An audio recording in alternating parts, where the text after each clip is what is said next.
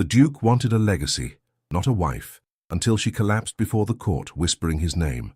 The morning light slanted through the leaded windows of Eldridge Court, casting long shadows across the marble floor where the Duke of Harrowmere stood in solitary contemplation. Alaric Vane, the seventh to bear the title, regarded the ancestral portrait before him with a grim satisfaction. 7 generations of stern-faced men stared back, their legacy preserved in oils and gilt frames, a testament to bloodlines maintained with ruthless precision. "Your Grace," came the measured voice of Blackwood, his solicitor, from the doorway. "I've brought the documents for your consideration." Alaric did not turn. "The terms are agreeable, most favourable, Your Grace. The Merrin estate brings considerable lands to complement your northern holdings. The young lady's father has accepted all stipulations regarding settlement and dowry." A thin smile crossed the Duke's face as he finally faced the solicitor. "And the lady herself?" "Miss Merrin is said to be of gentle disposition and excellent breeding. She has been educated at finishing schools in both London and Paris. Her connections are impeccable, if not as ancient as Your Grace's. Her health, robust by all accounts.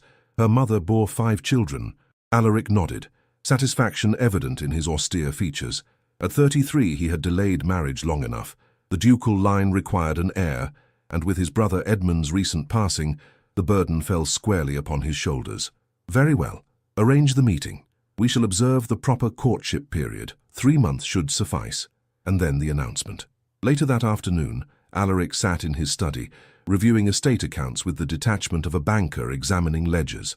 The Harrowmere estates were vast, but not without their burdens. New blood and new capital would secure the future of a name that had endured since the conquest.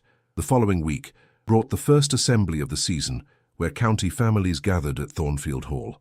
Alaric arrived fashionably late, his entrance causing the predictable ripple of whispers and curtsies. Lady Isolde Vernon, the county's most notorious gossip, immediately detached herself from a clutch of matrons to intercept him. "Your Grace," she purred, her smile revealing teeth too perfect to be genuine, "how delightful to see you emerge from solitude. There are several young ladies who would be devastated should you fail to claim a dance." "Lady Vernon," he acknowledged with a shallow bow, "I am not here for frivolity. I understand the Merrin family is in attendance." Her eyes gleamed with malicious interest. "Indeed?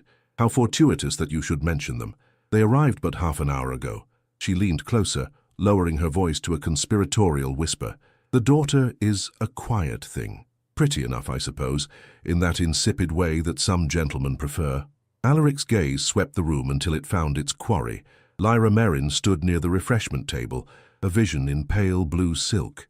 Her posture was perfect, shoulders back, chin slightly lifted, yet there was something vulnerable in her stillness, like a deer sensing danger, but too proud to flee. He approached with measured steps, aware of the eyes following his progress. Social theatre required precision. This first meeting would be dissected in drawing rooms for weeks to come. "Miss Merrin," he said, bowing before her. "Alaric Vane, Duke of Harrowmere." She curtsied, the movement graceful despite the flush that rose to her cheeks. "Your Grace, you honour me with your attention." "The honour is mine," he replied automatically. "I wonder if you might favour me with the next dance." Her grey eyes, flecked with blue, widened slightly. "I would be delighted, Your Grace."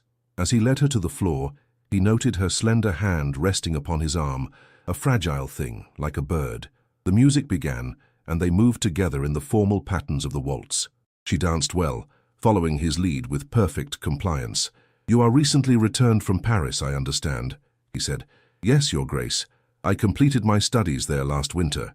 And did you find it to your liking?" A genuine smile transformed her face, bringing unexpected warmth to her features. "Very much so. The galleries especially. I spent many hours at the Louvre." "You have an appreciation for art, then?" "For beauty in all its forms," she replied, then looked away as if fearing she had spoken too boldly. The dance ended, and he returned her to her parents with precise courtesy. Later, as his carriage rolled through the darkness toward Eldridge Court, Alaric contemplated the evening with satisfaction. Miss Merrin would serve admirably as Duchess. She was well-bred, healthy, and apparently biddable, precisely what he required to continue the Harrowmere line. What more could a man want in a wife? Love was a luxury for poets and fools. A duke required only a suitable vessel for his legacy. As Eldridge Court appeared on the horizon, its ancient towers silhouetted against the midnight sky, a letter waited on his desk, one that would reveal how grievously he had misjudged the quiet strength behind those grey-blue eyes. The letter lay unsealed upon Alaric's mahogany desk, the wax of his signet ring still warm upon the parchment. He had written to formally request permission to court Lyra Merrin, a courtesy, nothing more, as negotiations were already well advanced. He paused, however, his quill hovering over the direction. What did he truly know of the woman he intended to make his duchess? A quiet knock interrupted his contemplation. "Enter," he commanded, his tone precise as clockwork. Blackwood appeared, his expression grave. "Your Grace, I have received information regarding the Merrin family that may be pertinent to your considerations." Alaric's eyes narrowed. "Speak plainly." "It appears that Lady Merrin's maternal grandmother was," the solicitor hesitated, "of common birth, a shopkeeper's daughter from Bristol." Silence fell like a blade. Alaric rose slowly, his frame casting a long shadow across the Persian carpet. "This was not disclosed in our preliminary inquiries. The connection is distant, Your Grace, and the family has risen considerably in station since. Mr. Merrin himself is beyond reproach. Oxford educated, with substantial holdings. Yet they concealed this detail. What else might they be hiding?" Alaric paced to the window, where morning light spilled across the ancestral gardens. 7 generations of careful breeding, of calculated alliances, and now the spectre of common blood. "The young lady herself appears exemplary," Blackwood ventured. Her deportment at finishing school was praised most highly. The headmistress noted her exceptional poise and scholarly aptitude. Alaric waved a dismissive hand. "Poise and aptitude can be taught. Bloodlines cannot be mended." He turned sharply. "I will proceed with the courtship, but with heightened vigilance. This revelation must not become common knowledge. Lady Vernon would have it spread from London to Edinburgh within a fortnight."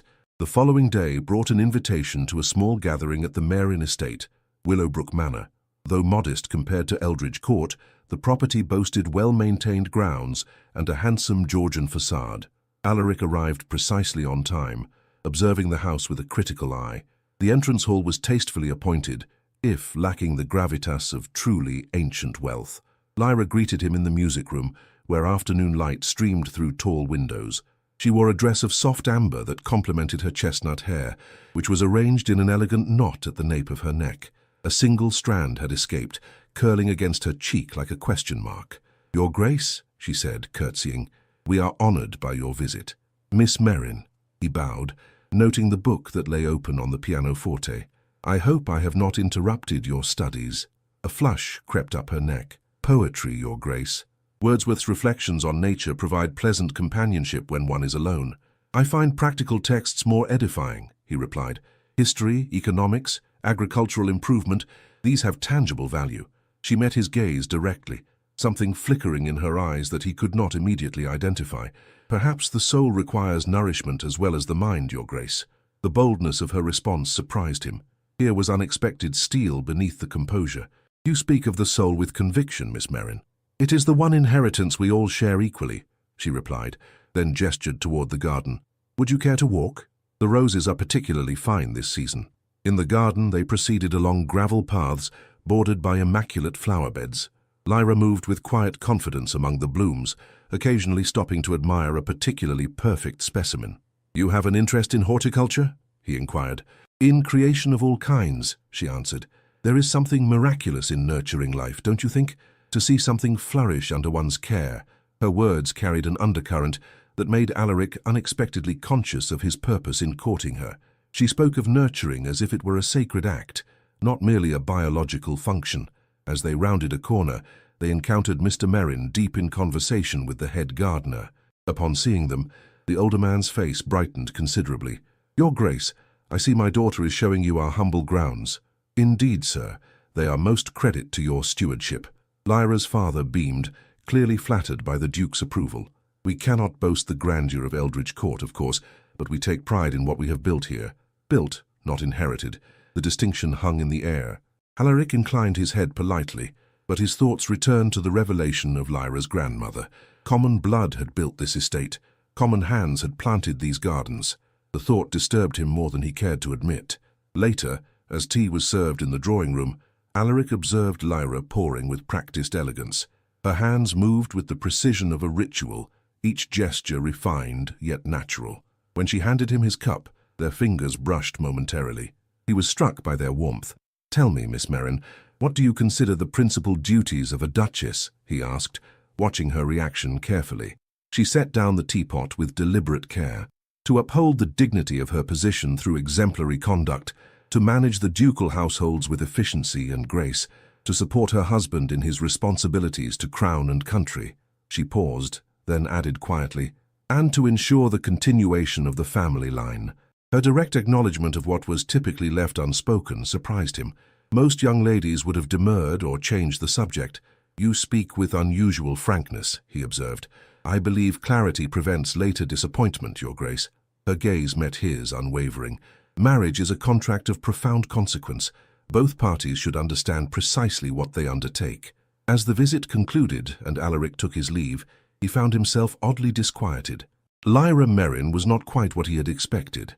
Beneath her proper exterior lay a mind of unexpected depth and a spirit that seemed to assess him as thoroughly as he evaluated her. In his carriage, rattling back toward Eldridge Court, he recalled the moment her fingers had touched his, that brief, inconsequential contact. He removed his gloves, staring at his bare hand as if it might reveal some trace of the encounter. The grandfather clock in the hall struck 11 as he returned. Ascending the grand staircase, Alaric paused before the portrait of his father, stern, unyielding, perfect in his ducal regalia. "I shall do my duty," he murmured to the painted face. "The line will continue." Yet as he entered his bedchamber, an unbidden thought arose. What kind of eyes would his children inherit? His own cold grey, or her surprising blue-flecked ones, alive with unspoken thoughts? The question followed him into dreams that, for once, were not of ledgers and bloodlines, but of a garden where a single strand of hair curled against a flushed cheek. 3 weeks into their courtship, society had begun to take notice. Whispers followed Alaric and Lyra as they entered Lady Montgomery's summer musicale, her gloved hand resting lightly upon his arm. He felt the weight of speculation in every glance, the silent tallying of advantage and alliance. "The Duke appears quite taken with Miss Merrin," Lady Isolde remarked loudly to her companion as they passed. "How fortunate for her family. I understand their eastern properties suffered dreadfully in last year's floods." Lyra's fingers tightened almost imperceptibly on his arm, but her expression revealed nothing. They took their seats near the front, where Alaric noted several of his peers eyeing him with newfound interest. The calculated dance of matrimony had begun in earnest. His apparent choice had altered the social landscape. The first performer, a young woman with more enthusiasm than talent, took her place at the pianoforte. As she massacred a Chopin nocturne, Alaric glanced at Lyra, expecting to find the polite mask of boredom that society demanded. Instead, he discovered her listening intently, her eyes soft with something like compassion. "You are generous in your attention," he murmured. "The performance hardly merits such concentration." Lyra turned to him, her voice equally low. "She plays with great feeling, if imperfect technique. I find sincerity more moving than cold perfection." The observation lingered as the afternoon progressed through varying displays of accomplishment. During the interval, they promenaded through Lady Montgomery's conservatory, a jungle of exotic specimens from the Empire's furthest reaches. "Your assessment of sincerity versus perfection," he said, as they paused before a particularly vivid orchid. "Would you apply it beyond musical performance?" Her glance was quick, searching. "In most human endeavors, Your Grace, technical mastery without heart produces little of lasting value. Even in matters of duty and obligation, especially then." Her gaze returned to the orchid, its complex structure seeming to fascinate her. "Duty performed without conviction is like this flower blooming in captivity, correct in form perhaps, but divorced from its true purpose." Alaric frowned slightly. "You speak as if duty itself were insufficient motivation." "Not insufficient, Your Grace, merely incomplete." She reached toward the orchid but stopped short of touching its delicate petals. "May I ask what you seek in marriage, beyond the continuation of your line?" The directness of the question startled him. Ladies of quality typically approached such matters through layers of implication and euphemism. "Compatibility," he answered after a moment. "Harmonious coexistence, a well-ordered household." "And nothing more?" Her voice was soft, but there was a challenge in it that he could not ignore. "What more should there be?" he countered, suddenly aware that they had ventured beyond the boundaries of proper courtship conversation. She turned fully to face him, her expression serious. "Companionship, understanding, growth together through life's seasons. A faint color touched her cheeks, perhaps even affection in time. Alaric studied her, this puzzle of a woman who spoke of duty and heart in the same breath. You harbor romantic notions, Miss Merrin. I harbor hope for a life of meaning, Your Grace. She smiled then, a small private expression. Even dukes must sometimes long for more than ledgers and lineage. Before he could formulate a response, Lady Isolde appeared at the entrance to the conservatory, her eyebrows raised in theatrical surprise. My dears, how positively clandestine you appear, sequestered among the foliage. The second half is about to commence. We mustn't deprive the performers of such an illustrious audience. As they returned to the music room, Alaric noted how Lyra smoothly deflected Lady Isolde's probing questions with gentle humor and redirection. She possessed a social grace that would serve a duchess well, handling the barbed commentary with neither retreat nor retaliation. The following day, Alaric found himself at his desk reviewing correspondence, but his thoughts kept returning to their conversation in the conservatory. Lyra's words had disturbed the careful equilibrium of his plans. He had sought a duchess who would fulfill her role without complication, not one who spoke of affection and meaning as if they were essential rather than incidental. Blackwood arrived with the afternoon post, sorting through papers with practiced efficiency. The settlement negotiations proceed apace, Your Grace. Mr. Merrin has accepted all terms regarding Miss Lyra's dowry and jointure. And what of the grandmother? Alaric asked, his tone sharp. Has there been further disclosure? None of consequence, Your Grace. The connection, while regrettable, is sufficiently remote as to pose minimal risk to any potential heirs. Alaric nodded, relieved yet oddly disappointed. He had half expected, what? That Lyra herself might have mentioned her ancestry, that she would lay bare this family secret as frankly as she spoke of affection and duty. There is one additional matter, Blackwood continued, extracting a particular letter from his case. Lady Harrington writes to inform you that her niece, Lady Caroline Woodridge, returns from Italy next month. She hints rather heavily that the young lady would welcome your attentions. Alaric took the letter, scanning its contents with practiced detachment. Lady Caroline, beautiful, accomplished, with bloodlines as ancient as his own. Until recently, she had seemed the obvious choice for his duchess. Yet now, send a polite acknowledgement, he instructed. Nothing more. That evening, a light rain fell over Eldridge Court, drumming softly against leaded windows. Alaric stood in the portrait gallery, contemplating the faces of his ancestors. 7 generations of Vanes stared back, their expressions united by the same proud bearing, the same cool assessment in their eyes. What would you make of her? He asked the painted figures. This woman who speaks of the soul as if it were as tangible as land and titles? No answer came, save the patter of rain and the distant chime of the clock marking another hour's passage. Alaric moved to the window, watching water stream down ancient glass, distorting the view of gardens his forebears had planted. For the first time, he wondered if they too had stood at this very window, questioning not just whom they should marry, but why. The thought was disturbing enough that he retreated to his study, where ledgers and legal documents offered comforting certainty. Yet even as he worked, a strange restlessness possessed him. He found himself imagining Lyra in this house, not as a possession or an ornament, but as a presence. Would she read poetry in the library, play music in the long, silent drawing room, speak of sincerity and heart beneath these ancient beams? Near midnight, he reached a decision. The courtship would proceed as planned. Lyra Merrin would become his duchess, bringing fresh capital and new life to Eldridge Court. Her peculiar notions about affection would fade with time and duty, as such fancies always did. Yet, as he sealed a letter requesting her presence at the upcoming Harrowmere Harvest Ball, the traditional venue where dukes announced their betrothals, Alaric could not shake the feeling that something fundamental had shifted. The contract remained the same, but the man signing it had somehow changed. Outside, the rain ceased. In the sudden silence, Alaric thought he heard a distant strain of music, elusive, haunting. He moved to the window and opened it, leaning out to catch the sound. There was nothing, of course, only the drip of water from ancient eaves and the whisper of wind through centuries-old trees. Yet for a moment, he had been certain he heard something more, a melody that spoke of possibilities beyond duty and bloodlines. Alaric closed the window firmly, locking it against the night. Such fancies were beneath a duke. He had chosen his path, and sentiment would not divert him from it. Still, as he retired to his bedchamber, the phantom music seemed to follow, its notes forming words that sounded strangely like Lyra's. Even dukes must sometimes long for more. The Harrowmere Harvest Ball approached with the inexorable certainty of the seasons. Alaric found himself attending to preparations with unusual diligence, inspecting the great ballroom that had remained largely unused since his father's time. Crystal chandeliers were lowered and cleaned, parquet floors polished to a mirror shine, and the Harrowmere silver brought gleaming from its vaults. "The south gallery requires additional candles," he instructed the housekeeper, Mrs. Winters, who had served Eldridge Court since before his birth, "and ensure fresh flowers are arranged in the ladies' retiring room." The older woman regarded him with barely concealed surprise. "Of course, Your Grace. Might I inquire if there is to be a special announcement at the ball? The staff should be prepared for any particular celebrations." Alaric straightened his cuffs, avoiding her knowing gaze. "Preparations should be made for all eventualities, Mrs. Winters." 3 days before the ball, a carriage arrived bearing Lyra and her mother for a tour of Eldridge Court.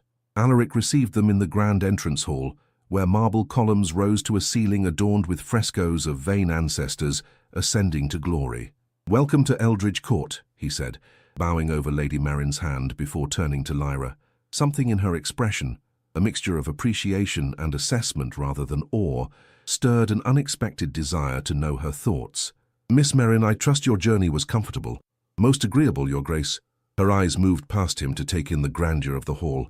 "Your home is magnificent." "The West Wing dates from the Tudor period," he explained, as he led them through a succession of staterooms. "Though most of what you see was reconstructed during the Restoration. The East Gallery houses our collection of Italian masters," Lady Merrin exclaimed appropriately at each revelation of splendor, but Lyra's responses were more measured. She paused before paintings not to admire their frames or provenance, but to study the artistry itself. In the library, her fingers hovered reverently over leather-bound volumes, her expression one of genuine longing. "You may borrow any that interest you," Alaric found himself offering, surprised by his own generosity. Her smile illuminated her face. "You are most kind, Your Grace, though I fear I should require several lifetimes to properly appreciate such a collection." As they continued through the house, Alaric became increasingly aware of showing not just a residence, but a future. Each room they entered, he found himself wondering how Lyra might inhabit it, where she might sit to read, which window might become her favorite vantage point. In the music room, she paused before the grand pianoforte, its polished surface reflecting the afternoon light. "Do you play, Your Grace?" she asked. "I have not touched a keyboard since boyhood," he admitted. "The instrument remains largely for decoration." "What a pity," she murmured, her hand resting lightly on the closed lid. "Music gives voice to what cannot be spoken. Perhaps you would demonstrate." The request escaped him before he could consider its propriety. Lyra glanced at her mother, who nodded almost imperceptibly. Settling herself at the instrument, she lifted the cover with reverent hands. For a moment she sat perfectly still, as if communing with the silent keys. Then her fingers descended, and Bach flowed into the room, not played with technical brilliance, but with a sincerity that transformed the dusty chamber. Alaric found himself transported by the simple purity of her interpretation. The notes seemed to reach inside him, stirring emotions long dormant, joy, longing, a strange ache that had no name. When she finished, the silence felt sacred. "Forgive my rusty technique," she said softly. "It has been some time since I practiced regularly." "There is nothing to forgive," he replied, his voice unusually rough. "You play with understanding." Their eyes met, and in that moment, something passed between them. A recognition, perhaps, that transcended the careful choreography of their courtship. Lady Merrin's voice broke the spell. "Lyra has always had a particular sensitivity to music. Her father indulged her with the finest instructors, though naturally such accomplishments must take second place to more practical concerns once she is established." "Indeed," Alaric responded automatically, though the thought of silencing Lyra's music suddenly seemed a profound loss. "Shall we continue to the gardens? The late roses are particularly fine this year." As they walked the formal pathways of the Eldridge Gardens, Alaric found himself speaking not of property boundaries and agricultural improvements, but of his own boyhood explorations among these hedges and fountains. Lyra listened with genuine interest, asking questions that revealed her own love of growing things. "And this ancient oak," she said, pausing beneath a massive tree whose branches spread like protective arms, "how many generations has it witnessed?" "It was already ancient when the first Vane built these walls," Alaric replied, looking up at its canopy. Sometimes I wonder what it would say if trees could speak of what they've seen. Perhaps they do speak, in their way, Lyra suggested, through leaf and limb and root. Perhaps we've simply forgotten how to listen. The observation, so characteristic of her unusual way of seeing, made him smile. You find meaning in curious places, Miss Merrin. Life offers meaning everywhere, Your Grace. One need only be willing to perceive it. When the tour concluded and the Merrin ladies prepared to depart, Alaric found himself reluctant to see them go. At the carriage door, he took Lyra's hand, holding it perhaps a moment longer than propriety dictated. "The harvest ball," he said. "I trust you will attend?" "We have received your kind invitation," she confirmed, her eyes searching his. "It would be our pleasure." As the carriage pulled away, Alaric remained on the steps, watching until it disappeared down the long drive. Something profound had shifted during their visit, something he could neither name nor deny. That evening, as he sat alone in his study, a letter arrived from London. The courier who delivered it wore the livery of the Earl of Westmoreland, Alaric's godfather and oldest family connection. Breaking the seal, Alaric scanned the contents with growing disquiet. "My dear godson," the Earl wrote, "it has come to my attention that you are pursuing an alliance with the Merrin family. While they are certainly respectable, I feel obliged to share certain information that may not have reached your ears. The grandfather, it seems, made his initial fortune through trade, and not the genteel sort, but the rough commerce of colonial goods. More concerning still, there are whispers of involvement in the West Indies sugar trade, with all its unsavory associations." Alaric set the letter down, his jaw tight. Such connections, if widely known, would raise eyebrows in the highest circles. Not insurmountable for a duke, perhaps, but certainly a shadow on the impeccable lineage he had sought to preserve. He rose and moved to the window, staring out at gardens now silvered by moonlight. The ancient oak stood silhouetted against the night sky, its branches moving gently in the breeze. What would it say of him, this tree that had watched generations of Vanes make their choices? The harvest ball was 3 days hence. By tradition, he would announce his betrothal there, before all of county society. Lady Caroline Woodridge had sent word that she would attend, newly returned from Italy, and according to rumour, more beautiful than ever. The Earl would approve such a match wholeheartedly. Yet, when Alaric closed his eyes, he heard not the practical counsel of his godfather, but the pure notes of Bach flowing from Lyra's fingers. He saw not Lady Caroline's famed beauty, but the quiet intelligence in grey-blue eyes that looked at his ancestral home and saw more than wealth and status. The clock struck midnight, its chime echoing through empty corridors. Alaric returned to his desk and took up his pen. Whatever he decided, there were letters that must be written before dawn broke over Eldridge Court. The quill scratched across parchment as an owl called from the ancient oak, witness to yet another Vane making choices that would echo through generations yet unborn. The night of the harvest ball arrived crisp and clear, stars scattered like diamonds across the velvet sky. Carriages lined the drive of Eldridge Court, disgorging their passengers into the golden light spilling from its windows. Footmen in Harrowmere livery guided guests up the grand staircase, where Alaric stood receiving the county's finest families. "Your Grace," Lady Isolde purred as she swept past in rustling silk. "What a triumph already! Every person of consequence has abandoned competing engagements to attend your ball." "You honour me with your presence, Lady Vernham," he replied mechanically, his attention divided between courtesy and anticipation. The Merrin carriage had not yet arrived. Lady Caroline Woodridge made a spectacular entrance, her Venetian-inspired gown drawing admiring gasps. She approached Alaric with practiced grace, offering her hand with the confidence of long acquaintance. "Cousin Alaric," she said, invoking a distant connection. "Italy has been utterly transformative, though I confess I've missed English society terribly." "Welcome home, Lady Caroline. I trust you will find much unchanged." Her perfectly arched eyebrow suggested skepticism. "Indeed, I hear whispers that the immovable Duke of Harrowmere himself may have undergone transformation in my absence." Her glance was meaningful. "I look forward to observing these rumoured changes myself." Alaric maintained his composure, though inwardly he bristled at her presumption. Change is the only constant, they say. Even dukes are not exempt from its influence. As she moved on, he caught sight of the Earl of Westmoreland, watching their exchange with evident approval. His godfather approached, clapping him firmly on the shoulder. "A magnificent match she would make," the Earl murmured. "Beauty, breeding, and a fortune that would restore even Eldridge's grandeur. Have you considered my letter? I have read it with the attention it deserves, Alaric replied diplomatically. Excellent. Then I trust tonight's announcement will— The Earl's words faltered as the majordomo's voice rang out. Mr. and Mrs. Merrin, Miss Lyra Merrin. Alaric turned to see Lyra ascending the staircase, a vision in pale gold that caught the candlelight like dawn breaking. She wore no jewels save a simple pendant at her throat, yet she outshone the diamond-draped ladies who preceded her. Her hair was arranged in an elegant knot, with tendrils framing her face, that face which now searched the crowd until her eyes found his. Something in his expression must have communicated his pleasure, for her lips curved in a smile of quiet radiance. As she approached, the Earl muttered something about discussing this further, before tactfully withdrawing. "Your Grace," Lyra said, curtsying before him, "you have transformed Eldridge Court into an enchantment." "The transformation is incomplete until now," he replied, the words emerging unbidden. Taking her gloved hand, he raised it to his lips, a gesture more intimate than their previous exchanges. "The first waltz is about to begin. Would you honor me?" Surprise flickered across her face, followed by pleasure. "Nothing would give me greater joy." As Alaric led her to the center of the ballroom, a hush fell over the assembled guests.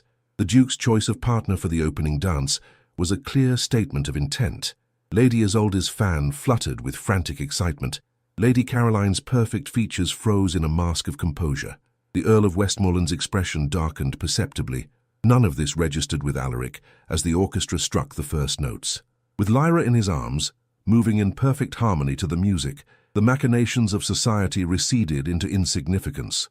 They danced without speaking, the waltz carrying them across the polished floor in sweeping circles. "You seem troubled," she finally said, her voice pitched for his ears alone. "Has something occurred to distress you?" The question, so direct yet so gentle, pierced his careful reserve. "I received a letter from my godfather concerning your family's history.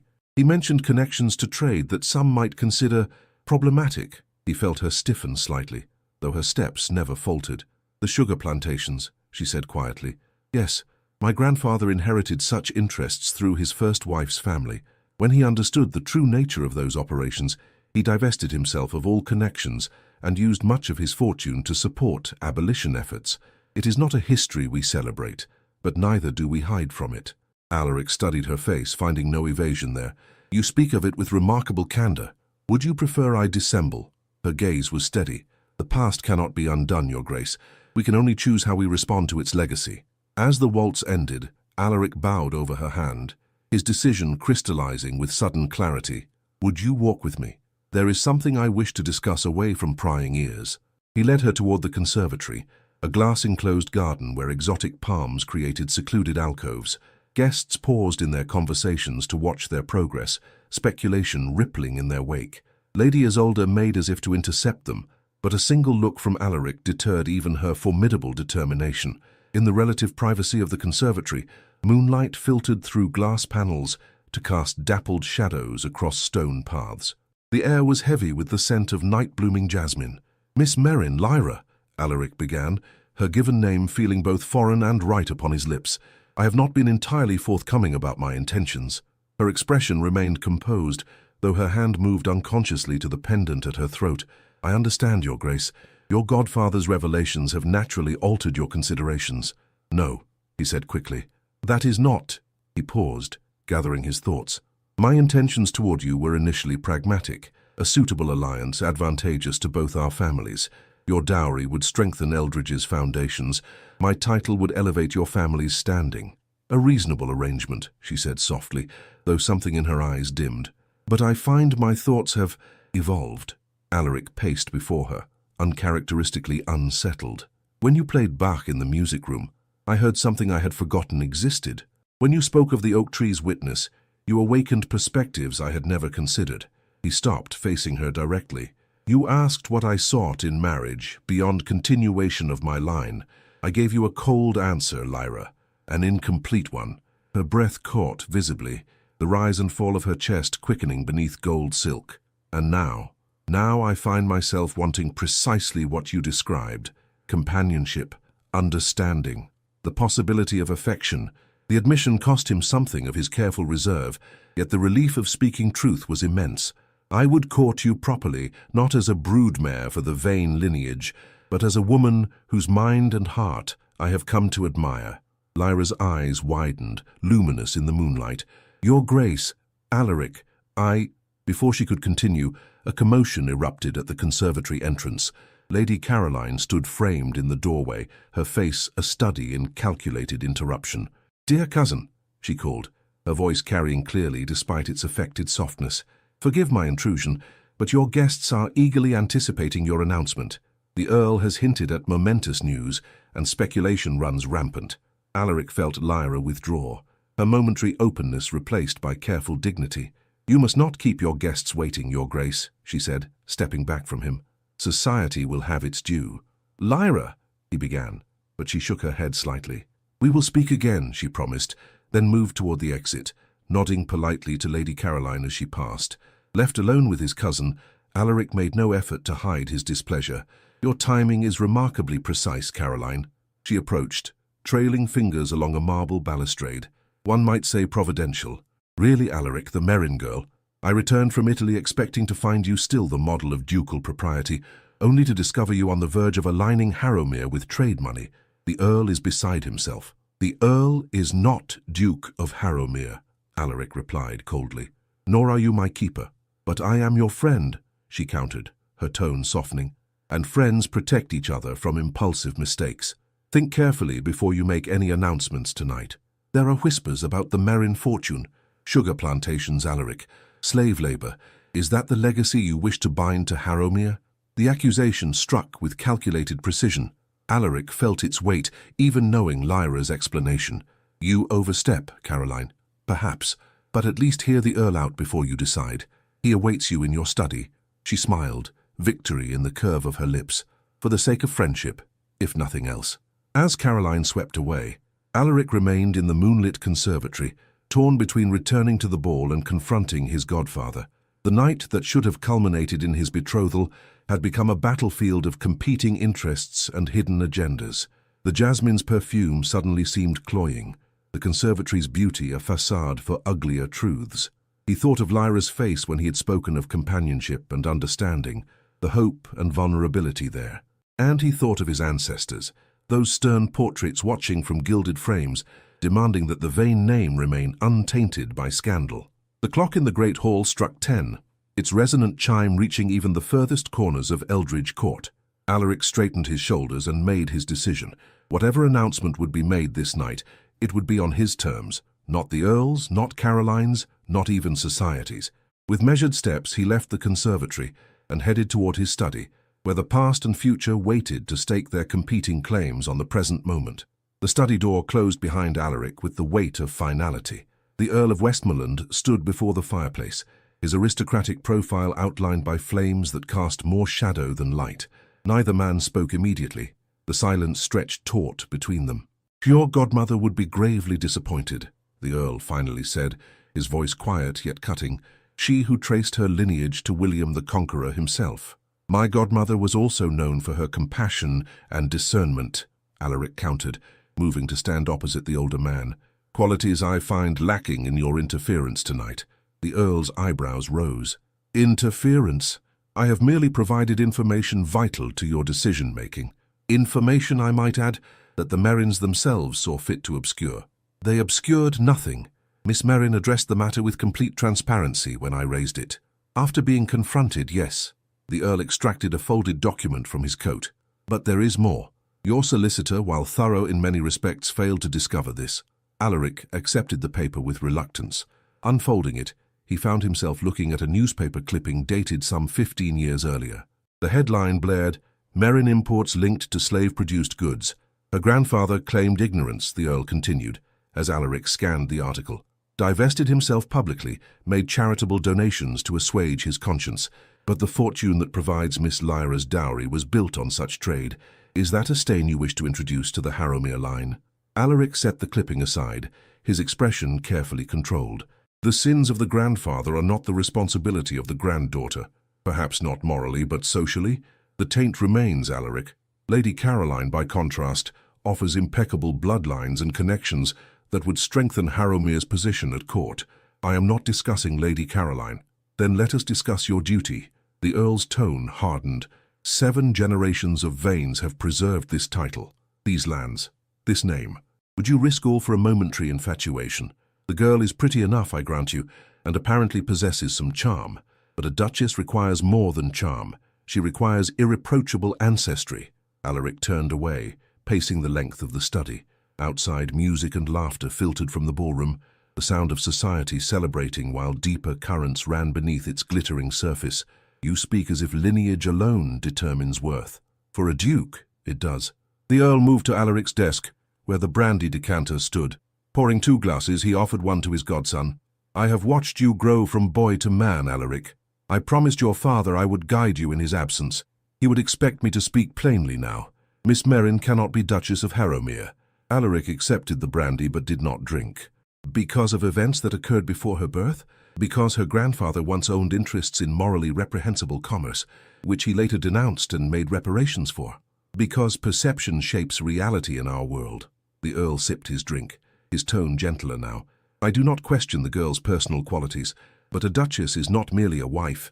She is a symbol, an embodiment of the title she bears. Every eye will scrutinize her. Every tongue will whisper of her origins. And if I find such scrutiny irrelevant to my choice, then you place personal desire above dynastic responsibility. The Earl set his glass down with deliberate care. Something no Vane has done in 7 generations. The accusation hung in the air, weighted with centuries of expectation. Alaric moved to the window, staring out at grounds now silvered by moonlight. The ancient oak stood sentinel in the distance, its branches reaching toward stars that had witnessed the rise and fall of empires. What was duty, truly? To perpetuate a bloodline regardless of the soul's yearnings. To choose cold perfection over sincere feeling as Lyra had once framed it. The announcement is expected within the hour, the Earl said into the lengthening silence. Lady Caroline stands ready to accept your suit, should you make the wise choice. Alaric turned, facing his godfather squarely. And if I choose otherwise, the older man's face hardened, then you place me in an impossible position. The West Indies connection could remain buried, or it could become common knowledge. Society forgets nothing, Alaric, when properly reminded. The threat, for all its careful phrasing, was unmistakable. Alaric felt cold anger rise within him. You would blackmail me into compliance? You who claim to honor my father's memory? I would save you from yourself, the Earl retorted, as he would have done. A knock at the study door interrupted their confrontation. Without waiting for permission, Mrs. Winters entered, her usually composed features marked by distress. Forgive the intrusion, Your Grace, but Miss Merrin has taken ill. Her mother requests your presence in the blue drawing-room immediately. Alaric was moving before she finished speaking, brushing past the Earl without a backward glance. Crossing the great hall with long strides, he ignored the curious eyes of guests who parted before his evident urgency. The blue drawing-room, a smaller chamber used for intimate gatherings, was mercifully empty save for Mrs. Merrin, who stood wringing her hands by the settee where Lyra lay, pale as marble against blue velvet. "What has happened?" Alaric demanded, crossing to kneel beside her. "She complained of dizziness during the cotillion," Mrs. Merrin explained, her voice trembling, then nearly fainted. "The doctor has been summoned, but I am perfectly well," Lyra interrupted, attempting to sit up despite her evident weakness. "Merely overwarm from dancing. Please, Your Grace, do not trouble yourself on my account." "Nonsense," he replied, taking her hand without regard for propriety. It was cold to the touch, the pulse at her wrist fluttering like a trapped bird. "Mrs. Winters, send for hot tea and blankets. Mrs. Merrin, please sit before you collapse yourself." Taking charge seemed to steady both women. As Mrs. Winters hurried to obey, Alaric maintained his hold on Lyra's hand, studying her face with growing concern. Her eyes, though bright with embarrassment, appeared unfocused, and a sheen of perspiration dotted her brow despite her chilled skin. "This is more than dancing in a warm room," he said quietly. "Tell me truly, Lyra. Have you been ill before this?" She hesitated, then gave a small nod.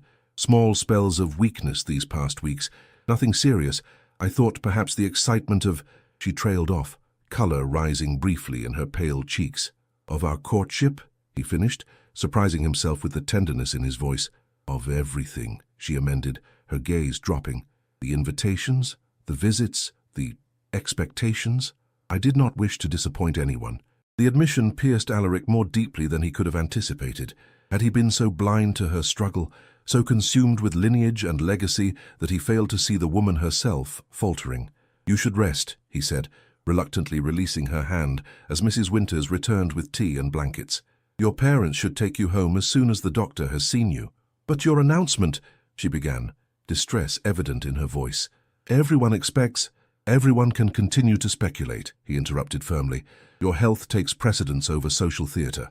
As he rose to make arrangements for the doctor's arrival, Alaric caught sight of Lady Isolde hovering near the doorway, her expression alight with undisguised curiosity. Beyond her stood Lady Caroline and the Earl, their faces twin masks of calculation. Alaric straightened to his full height, the mantle of his position settling upon him with new purpose. "Mrs. Winters, please ensure Miss Merrin's privacy is respected absolutely. No visitors except the doctor and her parents." "Yes, Your Grace." The housekeeper moved efficiently to close the doors, but not before Alaric heard Lady Isolde's carrying whisper. How convenient, this sudden illness. Perhaps she learned of his Grace's true intentions toward Lady Caroline. The malice in those words, the eager cruelty beneath their veneer of concern, crystallized something in Alaric's mind. This was the society whose approval he had valued above his own judgment, a nest of vipers, feeding on misfortune and delighting in downfall. The doctor arrived within the half-hour, examining Lyra behind closed doors, while Alaric paced the corridor outside. When the physician emerged, his expression was grave. "Miss Merrin appears to be suffering from nervous exhaustion, Your Grace, not uncommon in young ladies during their first season, but potentially serious if not addressed. I have recommended complete rest and a fortnight's retreat from all social engagements. She will have whatever she requires," Alaric responded. "I shall make arrangements for their carriage immediately." As the Merrin family prepared for departure, society buzzed with speculation. The harvest ball continued in their absence, guests dancing and dining while rumors multiplied like shadows in the candlelight. Alaric moved among them mechanically, his thoughts elsewhere. Near midnight, after seeing the Merrins safely away, he returned to find the Earl waiting at the foot of the grand staircase. "You have missed the traditional moment for your announcement," his godfather observed. "An unfortunate development, though perhaps fortuitous. Lady Caroline's father arrives tomorrow. A private breakfast meeting could be arranged, and a more modest announcement prepared for the County Gazette." Alaric regarded the older man with new clarity. "There will be no announcement regarding Lady Caroline tomorrow or ever. Don't be hasty, boy. Think of what you're sacrificing." "I have thought of nothing else for weeks." Alaric's voice was quiet, but carried the unmistakable authority of his position. "And I now see clearly what truly matters." The Earl's expression darkened. "The Merrin girl? After tonight's display of weakness? A duchess must have constitution as well as character, Alaric. What if she cannot bear the strain of childbearing? What becomes of your line then? My concern at present is not for my line, but for Lyra herself." The truth of this statement resonated within Alaric with surprising force. "As for your threats regarding her family's past, do what you must. I find I care far less for society's opinion than I once believed." Leaving his godfather speechless, Alaric ascended the staircase to address his remaining guests. The ball would continue as planned, though its host now saw the glittering assembly through different eyes. Eyes opened by a woman who valued sincerity above cold perfection, and who had collapsed under the weight of expectations never meant for human hearts to bear.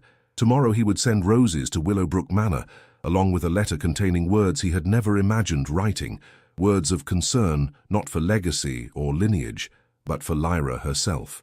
And perhaps, if she would permit it, he would follow in person, to speak of things more meaningful than dynastic alliances.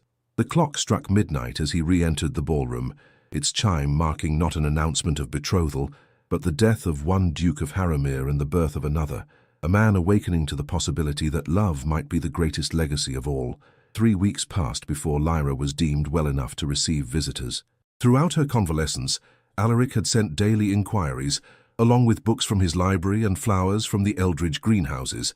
Each delivery carried a personal note, brief at first, then gradually lengthening into genuine correspondence as convention gave way to connection.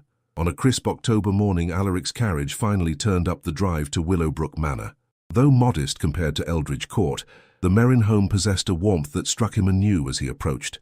Golden stone glowing in autumn sunlight, ivy framing windows like natural portraits.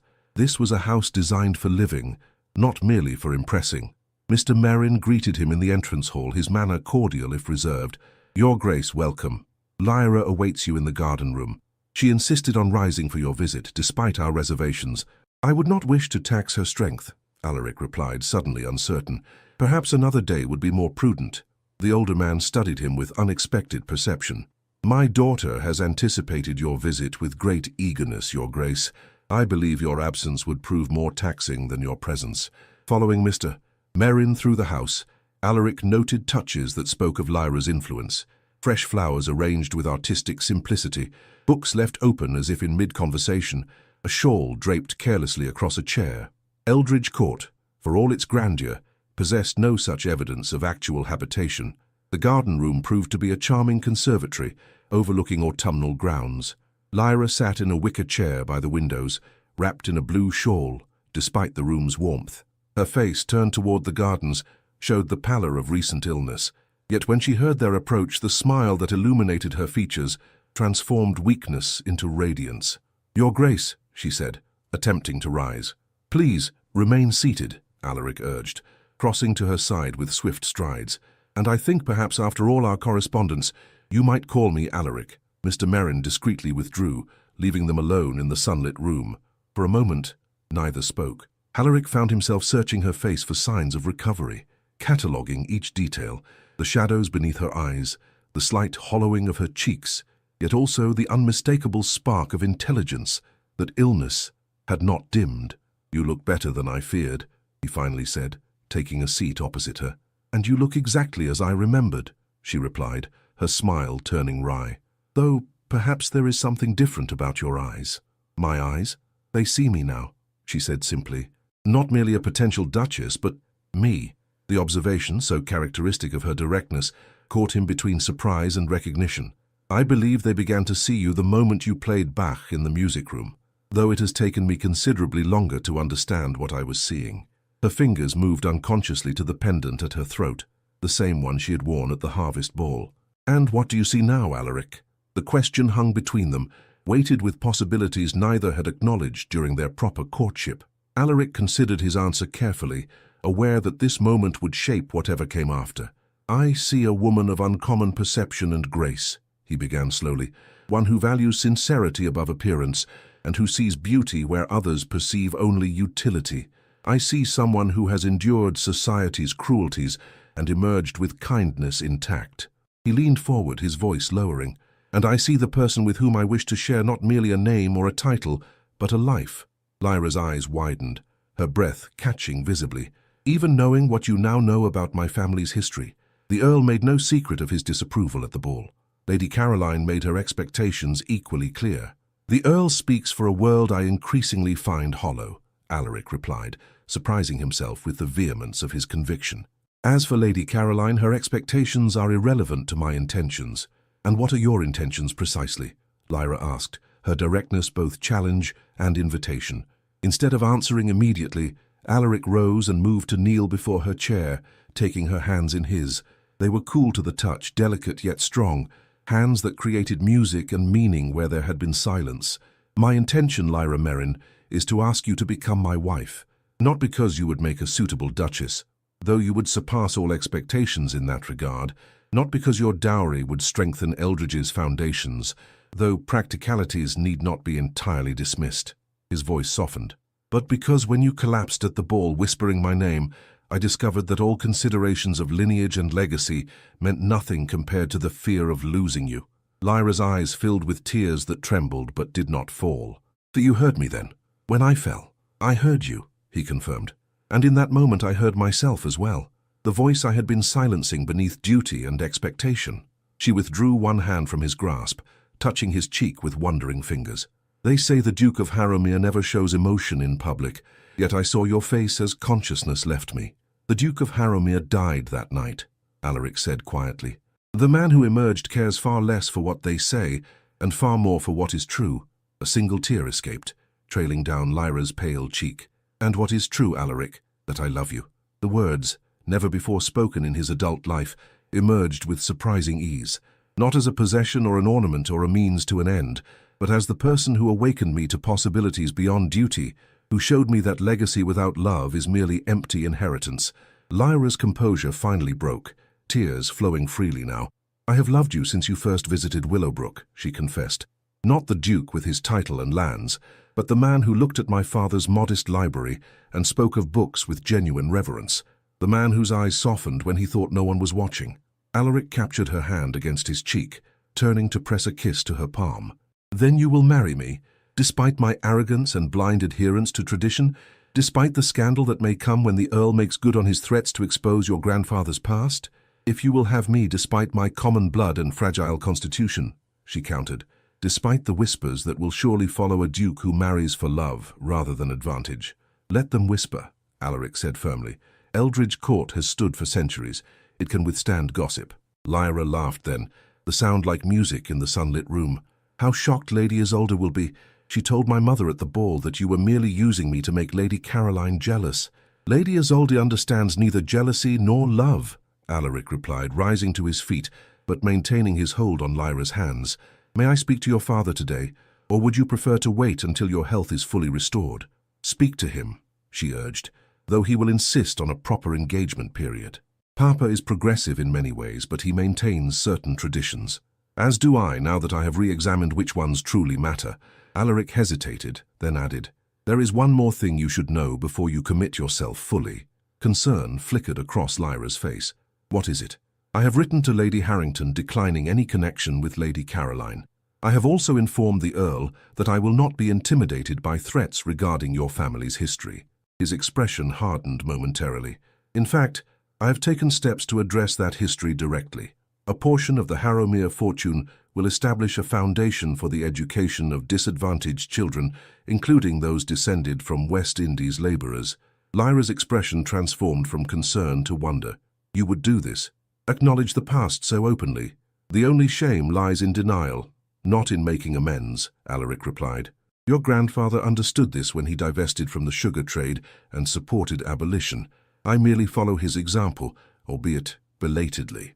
Fresh tears welled in Lyra's eyes, but her smile was radiant. "And they call you cold, Your Grace." "A misapprehension I hope you will help me correct," he murmured, raising her hand to his lips. "Starting with accepting this." From his pocket, Alaric withdrew not a ring, that would come later, with proper ceremony, but a small golden key. "The key to the music room at Eldridge Court," he explained. "Its first occupant in a generation, the beginning of our legacy, if you will." Lyra accepted the key with trembling fingers, closing her hand around it, as if it contained not just metal, but meaning.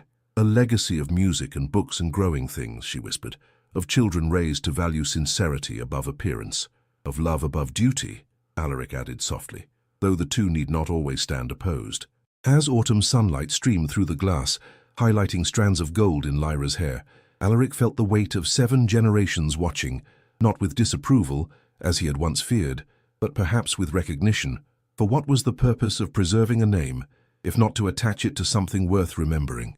The ancient oak at Eldridge Court had witnessed centuries of veins pursuing position and power. Now it would witness something rarer, a duke who discovered that the greatest legacy was not a title passed through blood, but a life transformed through love.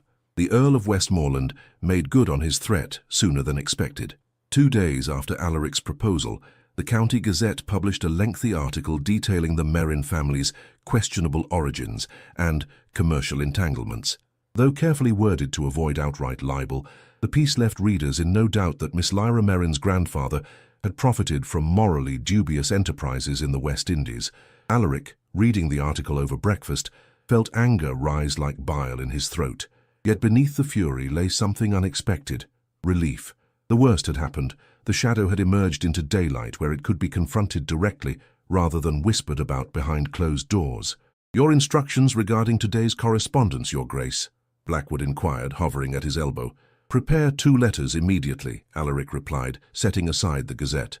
"First, to the editor, requesting space for a response of equal prominence in tomorrow's edition. Second, to Mr. Merrin, inviting the family to dine at Eldridge Court this evening." He paused, then added, "And cancel my lifetime subscription to this publication." By mid-morning, responses to the invitations had arrived. The editor, eager to avoid offending the most powerful man in the county, readily agreed to publish whatever statement the Duke provided. Mr. Merrin's reply was more complex: acceptance of the dinner invitation. coupled with a note suggesting that perhaps the engagement announcement should be delayed until the current scandal subsided. Alaric penned his response personally. "The only delay shall be that required for propriety and your daughter's full recovery. Shadows gain power only when we retreat from them." That evening, as the Merrin carriage approached Eldridge Court, Lyra gazed out at the ancient edifice with mingled emotion. The grand facade remained as imposing as ever, yet now she saw beyond its stone solemnity to the possibility of warmth within. Beside her, her parents maintained careful composure, though their strained expressions revealed the toll of the day's revelations. "Perhaps father is right," she murmured. "A postponement would allow time for society to forget." "Society forgets nothing," her father replied gravely. "It merely finds fresh scandals to occupy its attention. The question is whether the Duke's resolve will withstand the storm." As if in answer, the great doors opened and Alaric himself descended the steps to greet them, an unprecedented breach of protocol that spoke volumes about his priorities. He assisted Lyra personally from the carriage, his hand steady beneath her elbow. "You look stronger today," he observed quietly. "Righteous indignation proves remarkably restorative," she replied with a faint smile. The dinner that followed was intimate by Eldridge standards, just the four of them in the smaller dining room, rather than the vast state chamber. Throughout the meal, Alaric spoke not of scandal or society's reaction, but of practical matters: the wedding date, renovation plans for the Duchess's suite, Lyra's preferences regarding household staff. His calm certainty gradually eased the tension, until even Mr. Merrin's rigid posture relaxed somewhat. Over dessert, however, the elder Merrin finally addressed the elephant in the room. "Your Grace, while we appreciate your steadfastness, we cannot ignore the potential consequences to your position. The Earl wields considerable influence, and Lady Caroline's family connections extend to the highest circles." "Let them extend where they will," Alaric replied evenly. "Eldridge Court stands on its own foundations, as do I." "And the Gazette article? The insinuations about my father's business?" Alaric set down his wineglass with deliberate care. "Tomorrow's edition will carry my response. Would you care to see it now?" From an inner pocket, he withdrew several sheets of parchment, covered in his precise handwriting. Rather than passing them to Mr. Merrin, however, he rose and moved to stand beside Lyra's chair. "With your permission," he said, meeting her eyes, "as it concerns your family's honor as much as my own." At her nod, Alaric began to read. "To the editor and citizens of Harrowmere County, recent publication regarding the Merrin family's historical connections requires clarification not through denial, but through context and commitment to truth. It is accurate that Harold Merrin, grandfather to Miss Lyra Merrin, inherited interests in West Indies sugar plantations through his first marriage. Upon learning the true nature of conditions on those plantations, he divested all such holdings and dedicated substantial portions of his fortune to abolition efforts, facts conveniently omitted from yesterday's account. As Duke of Harrowmere, I find not shame but honor in aligning with a family who faced moral complexity with courage and restitution. Indeed, I announce today the establishment of the Harrowmere Merrin Educational Trust, which will provide schooling for disadvantaged children throughout the Empire, with particular focus on descendants of those who labored in West Indies plantations. Further, I confirm my betrothal to Miss Lyra Merrin, to be formalized upon completion of an appropriate courtship period, with marriage to follow in the spring. Any who find this union objectionable are welcome to absent themselves from the celebration, and indeed from Harrowmere society henceforth. The Vane family motto, "Endure and Prevail," has traditionally referred to standing firm against external forces. I now interpret it as equally applicable to confronting uncomfortable truths within our own history and privilege. True nobility lies not in denying the past, but in creating a more honorable future. Respectfully, Alaric Vane, Duke of Harrowmere. Silence followed his reading, broken only by the gentle tick of the mantel clock. Mrs. Merrin dabbed surreptitiously at her eyes, while her husband stared at Alaric with an expression caught between disbelief and respect. Lyra, however, rose slowly from her chair and faced Alaric directly. "You would stake your reputation on this? Publicly acknowledge not just our connection, but your intention to address historical wrongs?" "I would," he confirmed, holding her gaze steadily, "though I consider it less a stake and more an investment in the legacy we discussed, one of substance rather than mere appearance." "The Earl will never forgive such a public rebuke," Mr. Merrin warned. "Then I shall bear that loss along with whatever social consequences follow," Alaric replied, returning the letter to his pocket. though I suspect many will privately admire what they publicly condemn. Hypocrisy remains society's most consistent feature. Later that evening, as the Merrins prepared to depart, Alaric requested a moment alone with Lyra in the music room. There, beneath the gaze of stern ancestors in gilded frames, he presented her with a small velvet box. "This is improper," she protested even as she accepted it. "We are not yet formally engaged. Consider it an early betrothal gift," he suggested, watching as she opened the box to reveal not jewelry, but a delicate iron key, ancient and ornate. The key to the North Tower. It houses the oldest part of the Eldridge Library, volumes dating back to the first Duke's time. Lyra touched the key reverently. "Why this gift specifically?" "Because when I asked what you sought in the library during your first visit, you said voices from the past. These books contain such voices, some noble, some flawed, all human." Alaric took her hand, closing her fingers around the key. "I want you to know all of Eldridge's history, not just its public face, just as I wish to know all of your family's story, shadow and light alike." Tears brightened her eyes, though they did not fall. "Most men seek to protect their intended from unpleasant realities. I am learning that protection can become its own form of imprisonment," he replied. "I would rather face reality together, no matter how unpleasant, than preserve illusions separately." As the Merrin carriage disappeared down the long drive, Alaric stood on the steps of Eldridge Court, watching until the lanterns were swallowed by darkness. Tomorrow would bring the Gazette's publication of his letter, and with it, undoubtedly, fresh waves of scandal and speculation. Lady Isolde would be beside herself with excitement. Lady Caroline would nurse wounded pride beneath perfect composure. The Earl would fume and threaten further revelations.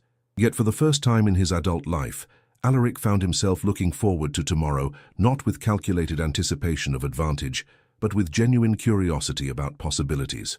The Duke of Harrowmere had publicly chosen love over lineage, substance over appearance, truth over convenient fiction.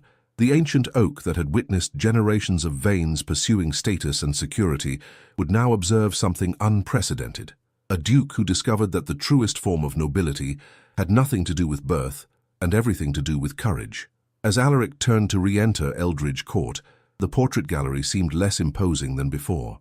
His ancestors' stern expressions now appeared not judging but expectant, as if they too had waited for a Vane who would challenge not just external threats, but the limitations of their own traditions. The Duke of Harrowmere retired that night, not to the master chamber that had housed 7 generations of his forebears, but to the east wing suite that overlooked the ancient oak. From there he could see moonlight silvering branches that had endured centuries of storms, yet still reached ever upward, nature's testament to the possibility of both endurance and growth. Tomorrow would bring consequences. Tonight brought peace in the certainty that whatever legacy he and Lyra created together would be one worth inheriting, not merely in name and property, but in values that transcended both. Spring arrived at Eldridge Court with unprecedented vibrancy. Gardeners who had tended the formal grounds for decades marveled at the profusion of color, now softening the estate's austere facade. Traditional roses still lined the main drive, but wildflowers now flourished in meadows once ruthlessly manicured, and the kitchen gardens had expanded to include experimental plots, where Lyra tested varieties from across the empire. The Duke and Duchess of Harrowmere had been married precisely 1 month, in a ceremony notable for both its adherence to tradition and its subtle departures from convention. The cathedral had been filled to capacity despite, or perhaps because of, the scandal that had preceded the union. Society might disapprove in private, but few could resist witnessing such a dramatic culmination to the season's most talked-about courtship. Lady Isolde had attended, of course, her expression caught between disapproval and fascination, as Lyra processed down the aisle in a gown of unconventional simplicity. The Earl of Westmoreland had declined his invitation, as had Lady Caroline, though rumours suggested she had already secured a more advantageous match with an elderly marquess in need of an heir. The absence of these once influential figures had scarcely been noticed amid the genuine celebration that followed. Now, on a perfect May morning, Lyra stood in the music room that had once been silent for a generation. Sunshine streamed through newly cleaned windows, illuminating the pianoforte where she sat surrounded by scattered sheet music. Her fingers moved over the keys with increasing confidence, no longer hesitant in this space that had become truly hers. Alaric appeared in the doorway, pausing to observe his wife unnoticed. Marriage had transformed them both in ways neither had fully anticipated. Lyra had blossomed in her role as Duchess, bringing warmth and purpose to rooms long maintained merely for appearance. Alaric had discovered reserves of patience and flexibility previously untapped, particularly when confronting the inevitable resistance to their more progressive initiatives. "Back again?" he inquired, finally making his presence known. Lyra looked up with a smile that still caught him unprepared with its radiance. "Beethoven today. I'm expanding my repertoire, as you have expanded everything you touch at Eldridge." He crossed to sit beside her on the bench, close enough that their shoulders touched. "The trustees have approved the first scholarships for the Educational Trust. 10 children will begin their studies in September." "Including the Cooper boy from the village?" Lyra asked, her eyes bright with anticipation. "Especially the Cooper boy. His examination results were exceptional." She leaned against him briefly, a gesture of affection that had become natural between them. "And what of the Earl's latest salvo? I saw his letter arrive this morning." Alaric's expression tightened momentarily. His godfather's campaign of subtle undermining had continued unabated, though its effectiveness diminished with each passing month. "He suggests our presence would be disruptive at Lady Montgomery's summer musicale. Apparently, certain guests have expressed reservations about socializing with us." "And does this trouble you?" Lyra asked, her fingers idly tracing a melody on the keys. "Less than I would have expected," Alaric admitted. "Though I confess, I do occasionally miss certain aspects of society. The political connections, the business opportunities, the desserts at Claridge's," he replied with unexpected humor. "No one makes a trifle like their chef." Lyra laughed, the sound echoing through the room that had known only silence for so long. "Then we shall create our own society, one that values substance over appearance, beginning with finding a cook who can rival Claridge's trifle." "Already arranged," Alaric revealed. "I've secured the services of a French pâtissier who trained under their head chef. He arrives next week." "You think of everything," she said fondly. "Not everything," he countered, his expression growing serious. "I never thought I would find myself happier in semi-exile from the world I once considered essential. I never imagined that fulfilling my duty to Harrowmere would come through defying its traditions rather than maintaining them." Lyra turned fully toward him, her hands leaving the keys to rest on his. "And do you regret any of it? The scandal, the broken connections, the whispers that still follow us in certain circles?" "Not for a moment," he replied without hesitation, "though I do wonder sometimes what our children will face because of our choices." The word hung between them. Children, the expected continuation of the Harrowmere line, the legacy that had once been Alaric's only consideration in marriage. Lyra's expression softened, a secret knowledge illuminating her features. "I believe they will face life with courage and compassion," she said quietly, "with an understanding that true nobility comes from character rather than circumstance, and with parents who chose love despite every pressure to choose otherwise." Something in her tone made Alaric study her more closely. "You speak with remarkable confidence about these hypothetical children."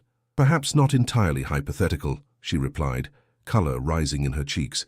"The doctor confirmed it yesterday, though it is early days yet. By winter, Eldridge Court will welcome its next generation." Joy cascaded through Alaric with unexpected force, not the calculated satisfaction he had once anticipated at securing an heir, but boundless happiness at creating new life with the woman he loved.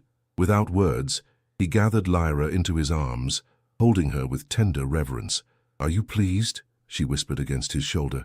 "Beyond any capacity to express it," he answered, his voice rough with emotion. "Though I find I care not whether we have a son or daughter, so long as the child has your heart and spirit. And your strength," Lyra added, drawing back to meet his gaze, "your courage to stand firm when it matters most." Later that afternoon, they walked together through the gardens, past formal parterres and newly planted wildflower meadows, to the ancient oak that had witnessed centuries of Harrowmere history. Its massive trunk bore the carved initials of generations of veins, some now almost absorbed by the tree's relentless growth. "I used to view this tree as a symbol of permanence," Alaric mused, his hand resting on the weathered bark. "Now I see it as a testament to adaptation. It has survived storms and droughts not by remaining unchangeable, but by growing continuously in response to its environment." "Like the Harrowmere line itself," Lyra observed, leaning against him as they contemplated the towering canopy above. "Strong not because it resists change, but because it embraces it when necessary." Alaric's hand moved to rest protectively over her still flat stomach, where their child grew, the next Duke or Duchess of Harrowmere, who would inherit not just lands and titles, but the legacy of parents who had redefined nobility for their generation. The news of Lyra's pregnancy spread quickly through the county, met with a mixture of genuine congratulations and thinly veiled speculation about whether the child would inherit the mother's common tendencies, along with the father's aristocratic bearing. Lady Isolde was overheard at a tea party, suggesting that the Duke had certainly wasted no time in securing his primary objective, while the Earl let it be known through careful intermediaries that he remained concerned about the dilution of the Vane bloodline. Yet such whispers held diminishing power over the residents of Eldridge Court. The educational trust flourished, the first scholars already making remarkable progress under tutors selected for ability rather than connections. The Harrowmere tenants found themselves benefiting from agricultural innovations that increased yields while improving working conditions. The great house itself hummed with renewed purpose, its rooms filled with music and conversation after generations of echoing silence. 6 months into Lyra's pregnancy, as autumn painted the Eldridge grounds in russet and gold, an unexpected visitor arrived. The Earl of Westmoreland's carriage appeared on the drive one crisp morning, its occupant visibly aged since his last confrontation with his godson. Alaric received him in the library, where Lyra had been cataloguing the North Tower's ancient volumes. She made to withdraw, but the Earl raised a hand to stay her. "I would speak with you both," he said, his voice lacking its former authoritative ring, "if you would permit an old man his dignity despite his errors." What followed was not quite an apology, but something perhaps more valuable, a recognition that the world was changing, and that the Harrowmere-Merrin union represented not degradation, but evolution of aristocratic values. The Earl spoke of conversations at court, where the king himself had expressed interest in the educational trust's model, and of subtle shifts in society's attitude toward the couple who had defied convention yet upheld deeper principles. "I find myself reconsidering certain fixed positions," the Earl concluded, his gaze moving between Alaric and Lyra. "Perhaps legacy is indeed more complex than mere bloodlines." The reconciliation remained tentative, complicated by history and pride on both sides.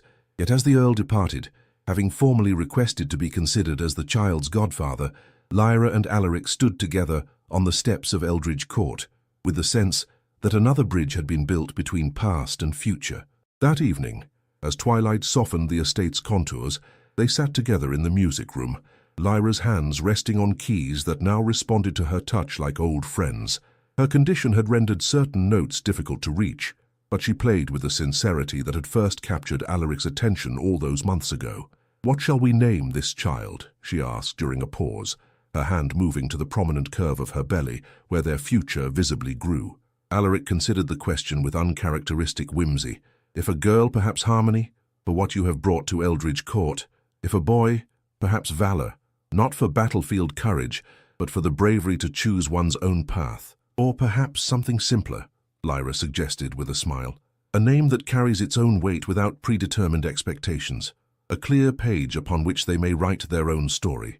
"As we have written ours," Alaric agreed, his hand joining hers over the life they had created together, a story of a duke who wanted a legacy, not a wife, until she collapsed before the court, whispering his name, and awakened him to the truth, Lyra finished softly, that the greatest legacy is love itself.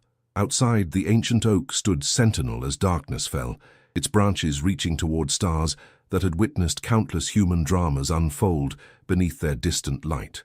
Within its rings lay the record of 7 generations of Vanes who had preserved name and title through calculation and duty. Now it would record something new, a duke and duchess who discovered that true nobility flowed not through veins, but through choices, and that legacy was measured not in land or titles, but in lives transformed by courage and compassion. And as winter turned to spring once more, the cry of a newborn child echoed through chambers long awaiting such music, the first notes in a composition still being written, a legacy of love just beginning to unfold. In the quietest moments, between grandeur and duty, lies the most profound revelation. That legacy is not what we leave behind, but what we bring to life through love. The Duke and Lyra's journey reminds us that true nobility exists not in bloodlines or titles, but in the courage to choose authenticity over expectation. We all face this choice, between the paths others have charted for us and the calling of our own hearts. Society may whisper its judgments, tradition may pull with ancient hands, but the soul recognizes its true inheritance, the capacity to love beyond boundaries, to grow despite limitations, to stand firm when conventions falter. Like the ancient oak at Eldridge Court, we are shaped by both roots and reaching, honoring what came before while growing toward what might be. Our most meaningful legacy is not in names preserved or fortunes amassed, but in hearts awakened and lives transformed by the simple revolutionary act of choosing love when duty would have us choose otherwise. Did this story touch your heart? Subscribe now to journey through more tales of transformation and redemption. Share your thoughts in the comments below. What legacy would you choose to build in your own life? Remember, every great story deserves to be heard, just as every great love deserves to be witnessed.